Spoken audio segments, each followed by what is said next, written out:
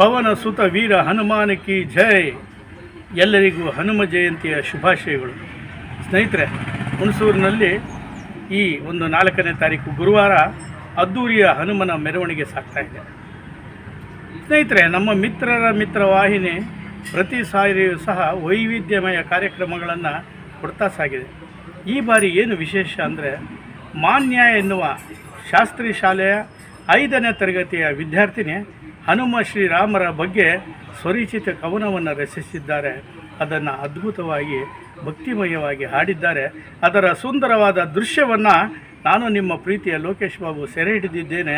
ನಾನು ತಮಗೆ ಅದನ್ನು ತೋರಿಸ್ತಾ ಇದ್ದೇನೆ.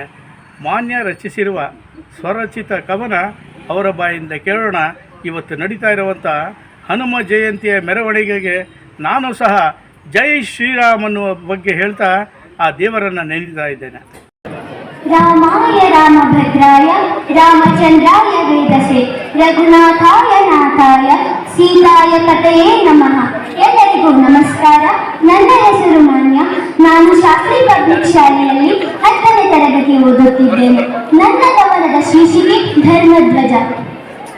ನೆರವೇರಿದ ಪ್ರತಿಜ್ಞೆ ಶಿಖರವೇರಿದ ಧರ್ಮಧ್ವಜ. ನೆರವೇರಿದ ಪ್ರತಿಜ್ಞೆ ಶಿಖರವೇರಿದ ಧರ್ಮಧ್ವಜ. ಶತಮಾನದ ಕನಸಿಗೆ ಬರೆದಿದೆ ಹೊಸ ಭಾಷ್ಯ. ಶತಮಾನದ ಕನಸಿಗೆ ಬರೆದಿದೆ ಹೊಸ ಭಾಷ್ಯ. ತ್ರೇತಾಯುಗದಲ್ಲಿ ಧರ್ಮ ಸ್ಥಾಪನೆಗೆ ಹನುಮಧ್ವಜ. ತ್ರೇತಾಯುಗದಲ್ಲಿ ಧರ್ಮ ಸ್ಥಾಪನೆಗೆ ಹನುಮಧ್ವಜ. ಕಲಿಯುಗದಲ್ಲಿ ರಾಮಲಲ್ಲನಿಗೆ ಕೇಸರಿ ಧ್ವಜ. ಕಲಿಯುಗದಲ್ಲಿ ರಾಮಲಲ್ಲನಿಗೆ ಕೇಸರಿ ಧ್ವಜ.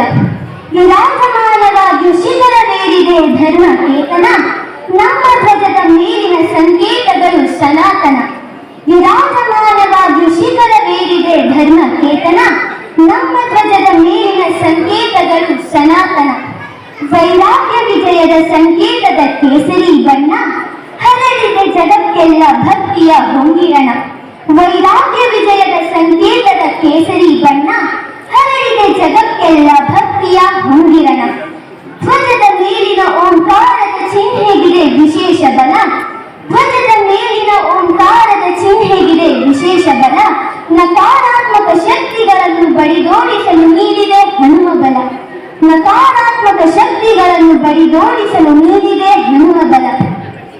ಧ್ವಜದಲ್ಲಿ ರಾರಾಜಿಸಿದೆ ಕೋವಿದಾರ ವೃಕ್ಷ. ಧ್ವಜದಲ್ಲಿ ರಾರಾಜಿಸಿದೆ ಕೋವಿದಾರ ವೃಕ್ಷ. ಇದು ಋಷಿ ಕಶ್ಯಪರ ಮಂದಾರ ಮತ್ತು ಪಾರಿಜಾತದ ಮಿಶ್ರ ಕಲ್ಪವೃಕ್ಷ. ಇದು ಋಷಿ ಕಶ್ಯಪರ ಮಂದಾರ ಮತ್ತು ಪಾರಿಜಾತದ ಮಿಶ್ರ ಕಲ್ಪವೃಕ್ಷ. ಇಂದು ಅಗೋಚರವಾಗಿರುವ ಈ ವೃಕ್ಷ, ಇಂದು ಅಗೋಚರವಾಗಿರುವ ಈ ವೃಕ್ಷ ಅಂದು ಸೂರ್ಯವಂಶದ ರಾಜವೃಕ್ಷ.